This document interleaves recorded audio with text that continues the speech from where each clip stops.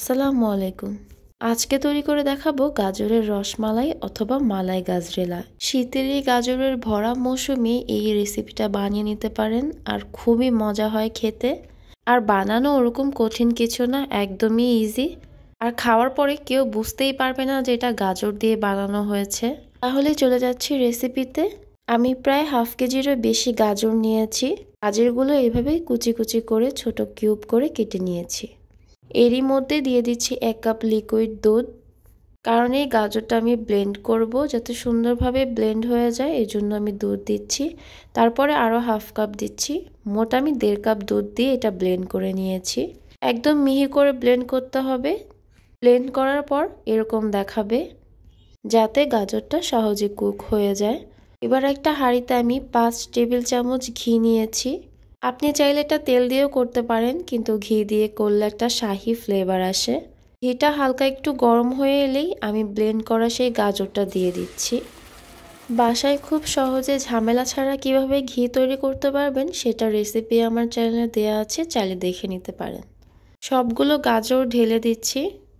এবার একটু নেড়েচেড়ে গাজরটা 5 থেকে 7 মিনিটের মতো একটু রান্না করে নিচ্ছি, যাতে গাজরের একটা কাঁচা গন্ধ না থাকে আর ঘির একটা সুন্দর ফ্লেভার বের হবে। আমি এরকম মজার মজার রান্না শেয়ার করে থাকি, চাইলে আমার পেজটা ফলো দিয়ে রাখতে পারেন, যাতে আমার এই সুন্দর সুন্দর মজার রান্নাগুলো আপনার অবধি পৌঁছে যায়।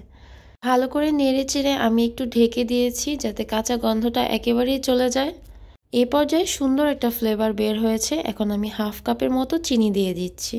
আপনি চাইলে মিষ্টিটা আরেকটু বাড়িয়ে দিতে পারেন, তাতে কোনো সমস্যা নেই।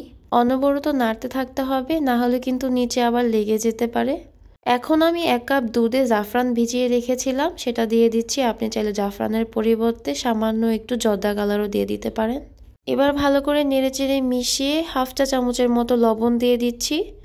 হাফ কাপের থেকে একটু বেশি আমি সুজি দিয়ে দিচ্ছি। আর সুজিটা আমি যখন দুধ দিয়েছি তারপরে সাথে সাথে কিন্তু আমি সুজিটা দিয়ে দিয়েছি, যাতে বেশি গরম না হয়ে যায়। বেশি গরম থাকা অবস্থায় যদি আপনি সুজিটা দিয়ে দেন, তাহলে নাড়াচাড়া করে মিশাতে পারবেন না, তার আগে সুজিটা দলা পেকে যাবে। তো আমি ভালো করে মিশিয়ে নিচ্ছি সুজিটা। এই সময়টাতে একদম অনবরত নাড়তে হবে, কোনোভাবেই নাড়াচাড়া স্টপ করা যাবে না, তাহলে কিন্তু সুজিটা দলা পেকে যাবে। সুজিটা নেড়েচেড়ে একদম পানিটা শুকিয়ে ফেলতে হবে। এরকম টাইপের আমরা সুজির হালুয়া করে থাকি, সেম ওরকমভাবেই টেক্সচারটা করতে হবে। যখন নাড়াচাড়া করতে করতে কড়াই গা থেকে সুন্দরভাবে ছেড়ে যাবে, তখনই বুঝতে হবে এটা একদম কমপ্লিট হয়ে গিয়েছে। এখন একটা ছড়ানো প্লেটে আমি এগুলো সব ঢেলে দিচ্ছি। হালকা একটু ঠান্ডা করে নিব। আর এখন আমরা এই গাজরের হালুয়াটা দিয়ে সুন্দর করে বল বল লাড্ডু বানিয়ে নিব। আর একদম বেশি ঠান্ডা করা যাবে না, তাহলে আপনার লাড্ডুগুলো একদম স্মুথ হবে না, আর দেখতে অতটা ভালো লাগবে না। একটুখানি গাজরের হালুয়া নিয়ে আমি হাত দিয়ে এভাবে গোল গোল করে ঘুরিয়ে লাড্ডুগুলো বানিয়ে নিচ্ছি। দেখে হয়তো বুঝতে পারছেন আমি কিভাবে লাড্ডুগুলো বানিয়ে নিয়েছি। এভাবে একে একে আমি সবগুলো লাড্ডু বানিয়ে নিব। এই পর্যায়ে আমি অনেকগুলো লাড্ডু খেয়ে নিয়েছি। লাড্ডুগুলো এতই মজা হয়েছে। আর এখন আমি এগুলো স্টিমে দিব, আর স্টিমে দেওয়ার পরে লাড্ডুগুলো আরেকটু বড় হয়ে যাবে ফুলে। নর্মাল একটা হাঁড়িতে আমি উপরে এরকম চালনি বসিয়ে লাড্ডুগুলো দিয়েছি, আর উপরে আমি ঢেকে দিয়েছি। এবার মিডিয়াম আঁচে আমি লাড্ডুগুলো স্টিম করে নিব, প্রায় 10 থেকে 15 মিনিটের মতো। বেশি আঁচে লাড্ডুগুলো দিলে লাড্ডুগুলোর উপরে পানি চলে আসবে। আরেকটা কথা বলে নিচ্ছি, লাড্ডুগুলো দেওয়ার আগে অবশ্যই চালনিটা ভালো করে তেল ব্রাশ করে নেবেন, না হলে লাড্ডুগুলো কিন্তু উঠানো যাবে না।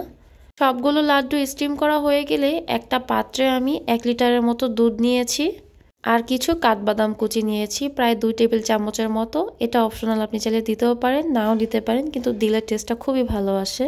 সামান্য লবণ দিয়ে দিচ্ছি। আর এখানে আমি চিনি ইউজ করব না, আমি কনডেন্স মিল্ক দিয়ে দিচ্ছি। প্রায় হাফ কাপের মতো কনডেন্স মিল্ক দিয়েছি। আর তারপরে যদি আরও মিষ্টি লাগে তাহলে আমি চিনি ইউজ করব। হাফ কাপ দুধ এরকম পানি দিয়ে গুলিয়ে আমি দিয়ে দিচ্ছি। এতে মালাইটার টেস্টও ভালো হবে, একটু ঘনও হবে। নেড়েচেড়ে ভালো করে মিশিয়ে নিচ্ছি। আমার একটু চিনির দরকার মনে হয়েছে, তাই আমি একটু সামান্য চিনি দিয়ে নিচ্ছি, এটা আপনাদের টেস্টের উপর ডিপেন্ড করে। সেই স্টিম করা লাড্ডুগুলো আমি দিয়ে দিচ্ছি ভিতরে। দুধটা জাল করে যখন বলক উঠে গিয়েছে, আমি লাড্ডুগুলো একে একে দিয়ে দিয়েছি। এবার স্প্যাচুলা দিয়ে একটু পর পর হালকা আলতো হাতে নেড়েচেড়ে দিতে হবে। লাড্ডুগুলো কিন্তু বেশ নরম থাকে, ভেঙে যাওয়ার সম্ভাবনা আছে, তাই অনেক আস্তে সাবধানে নেড়েচেড়ে দিতে হবে। আমার বাসায় লাড্ডুগুলো জাল করার আগেই অনেকগুলো শেষ হয়ে গিয়েছে। এগুলো এতই মজা হয় খেতে। প্রায় 5 মিনিটের মতো আমি লাড্ডুগুলো জাল করে নিব। বেশিক্ষণ জাল করার কোনো দরকার নেই, কারণ লাড্ডুগুলো আমি কুক করেই নিয়েছি। আমার শাহি মালাই গাজরেলা বা গাজরের রসমালাই যেটাই বলেন না কেন একদম কমপ্লিট। এখন আমি একটা প্লেটে সার্ভ করে নিচ্ছি। ঘি দিয়ে গাজরেলাটা বানানোর কারণে ঘিয়ের এত সুন্দর একটা ফ্লেভার আসছিল, আর এটা খেতে এতই মজা ছিল যা বলার বাহিরে। স্টিম করার পরে এগুলো দেখেন কত পাঞ্চ করছে। কয়েকটা লাড্ডু আমি দুধে দেওয়ার আগে তুলে রেখেছিলাম ডেকোরেশনের জন্য, তো সেগুলো দিয়ে দিলাম, আর উপর থেকে একটু কাঠবাদাম কুচি দিয়ে দিচ্ছি। এটা শুধুই অপশনাল ডেকোরেশনের জন্য। আর এই মালাই গাজরেলা দেখতে যতটা সুন্দর, খেতে তার থেকে অনেক বেশি মজার। আমি আপনাদেরকে একটা ভেঙে খেয়ে দেখাচ্ছি ভেতরে কতটা সফট আর জুসি হয়েছে। আর এটা খেতে গেলে আপনি নিজেকে থামিয়ে রাখতে পারবেন না, একটার পর একটা খেতেই থাকবেন, এতই মজার হয় এটা। কাউকে না বললে কেউ বিশ্বাস করবে না যেটা গাজর দিয়ে তৈরি।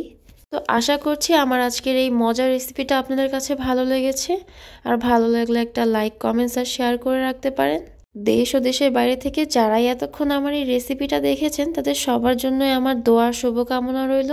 বাসায় ট্রাই করে অবশ্যই জানাবেন। আজকের মতো এই পর্যন্তই। সবাই ভালো থাকবেন, সুস্থ থাকবেন, আর আমার জন্য দোয়া করবেন। আল্লাহ হাফেজ। আসসালাম।